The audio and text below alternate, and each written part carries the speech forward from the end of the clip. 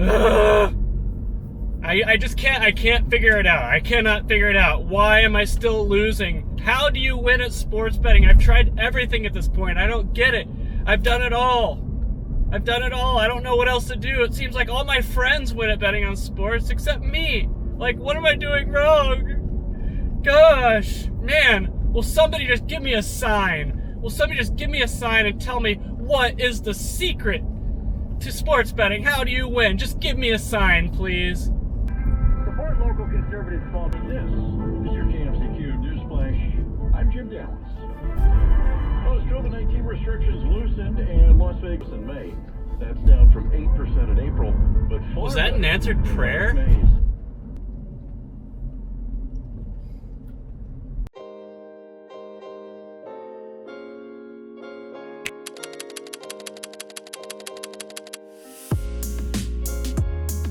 Welcome back to Sports Betting Truth, and today we're going to talk about, and if you've watched this channel for any period of time, you're not going to be surprised, but we're going to talk about touts.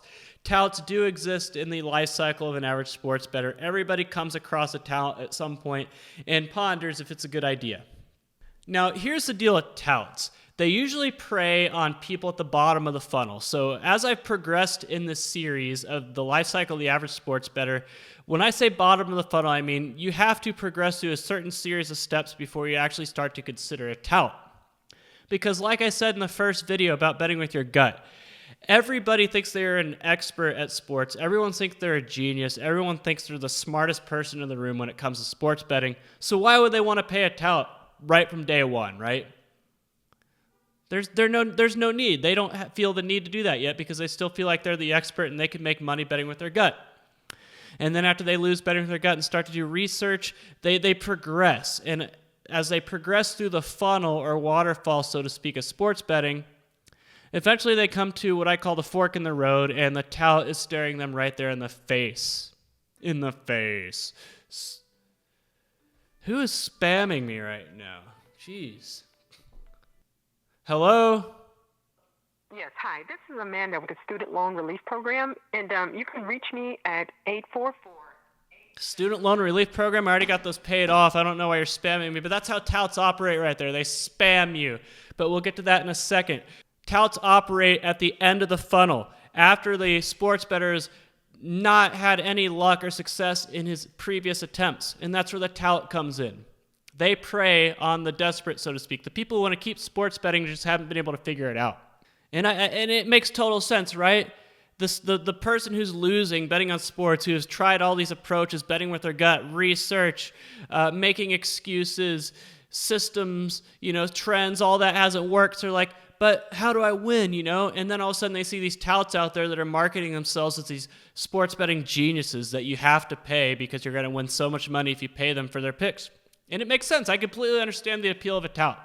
Now, before I begin this video, I know what you're going to say. Like, you've done so many videos on touts on your channel. Like, you're just going to rehash on what you've told us already. No, I'm going to try to keep this video fresh and talk about other concepts that I haven't really talked about in terms of touts. But here's the deal about touts. Everyone thinks that touts are like people that are just geniuses at sports betting. They spend 12, 16 hours a day researching and handicapping games to give their clients the best possible plays, right? That they are just zoned into their computers with all kinds of different approaches to come out with winners, and that these touts just have it all figured out when it comes to sports betting. They are the solution. They know what they're doing, right? Wrong. Wrong. Wrong. You want to know what touts do all day? Let's pretend this $10 bill right here is a coin, because I don't have a coin, but if it flips up Alexander Hamilton's side, heads. If it's the U.S. Treasury building, tails. Okay, heads. That's what they do. That's what touts do. They probably flip coins. That is probably the extent of the research and handicapping they do for games. You don't want to know why? Because 99% of their effort is spent on marketing and advertising. Marketing themselves, advertising themselves, promoting themselves, building up their brand as a sports betting genius that comes up with locks and winners and just makes loads of money hand over fist. That's what they're spending all their time doing. That's what Vegas Dave spends most of his time doing. Marketing and branding, not handicapping. Because It's not hard to find people who have bought Vegas Dave's picks. You know what he does? He sells martingale systems with heavy favorites. That's what he does. You don't need to pay someone to do that, yet people do. But that's how every tout operates. Every single tout you hear on the radio, see on TV, see on the internet, see on social media, see on YouTube, all of them are the same. They spend all of their effort on marketing and advertising themselves to make it seem like they are sports betting geniuses, but none of them are. They just want your money. They're going to say whatever it takes to get your money, and then they do not care if the picks they're giving you win or lose. The touts are based on gimmicks, smoke and mirrors, and outright lies. That's how touts operate. They are not honest. They are not. Now, I know what you were going to say. Well, if a tout wants to keep his customers, then he's going to have to give out good picks, otherwise the customers are going to leave. Wrong. That is another weapon in the tout arsenal.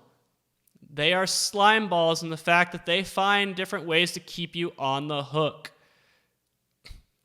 They will spin the fact that they're giving their clients losers into a positive to keep the client paying. That's why these touts have different tiers of picks. If you go to a tout website, most of them will have like a bronze package, a silver package, a gold package, a platinum package, like different tiers where you pay more and more money for the higher tiers, with the concept being the more money you pay, the supposed better picks you're going to get, and that's how they operate. Usually when people start out buying picks from the tout, they buy the lower tier, and then when those lose, they move up and up and up. They always say, oh, the reason I'm not winning here... This is just unplugged, by the way. Dang it. I didn't even notice. But the reason that these touts picks aren't winning is I'm just not paying for a high enough package. I just got to pay for the next tier up, right? That's how they operate. But there's a lot of different ways to keep you on the hook. They'll use pressure. The reason you're not winning is because I'm giving you losing picks on purpose, because I could tell you're not serious about winning. So I'm purposely giving you losing picks, and you need to prove to me that you're serious about winning. And usually proving that you're serious about winning means paying more. But touts use psychology, they use strong arm tactics, they use the tier system, other ways to keep people on the hook so they're not accountable for giving losing picks, which all of them do.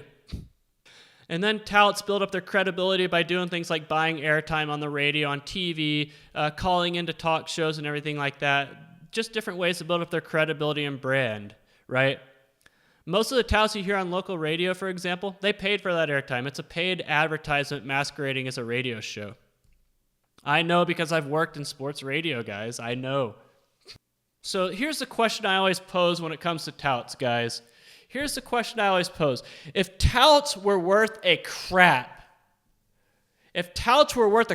why are they selling their picks? If they truly had it all figured out, if they were as good as they say they are, their marketing and advertising promotions, right? The people you say they hit 70%, or I'm 25-2 over my last 27, all that. If they really were as good as they say, right? If they really had it all figured out, why aren't they just betting it themselves? Why are they trying to sell their picks for $25 or $100 or whatever?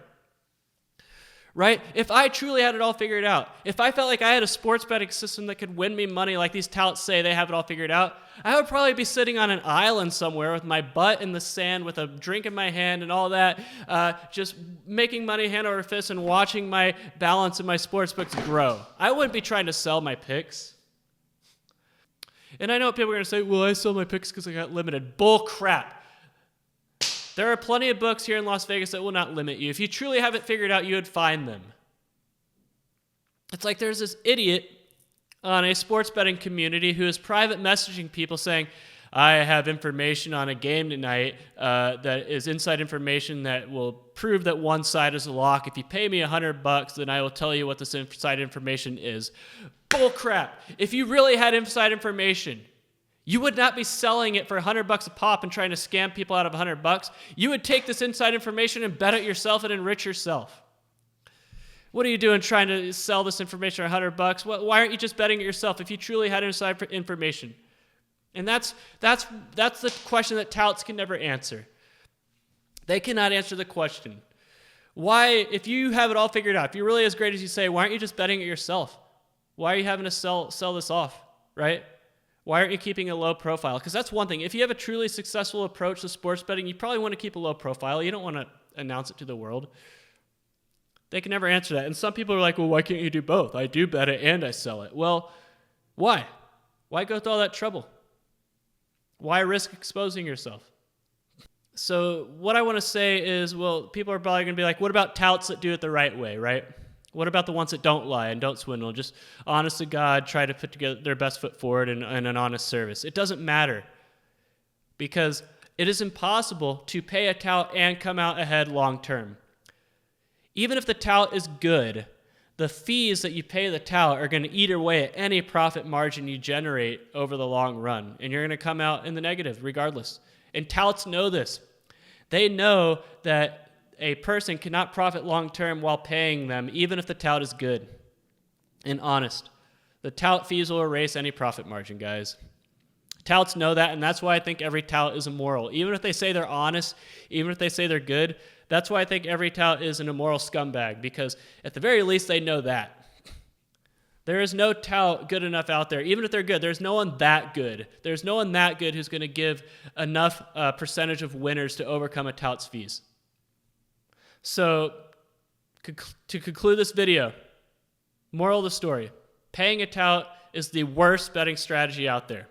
Because not only are you going to lose, you're also going to lose money in tout fees as well. So it's like losing twice. At least all the other metrics I've talked about in this series, you only lose once. You don't have to pay additional tout fees on top of that. Do not pay a tout under any circumstances. Period. I don't care what you see in the comment section of this video, people trying to shill for touts and say not all of them are bad. They're just shills, guys, paid shills. Angry that I'm exposing the sunlight and the truth on touting. All touts are scumbags. You've been watching Sports Betting Truth.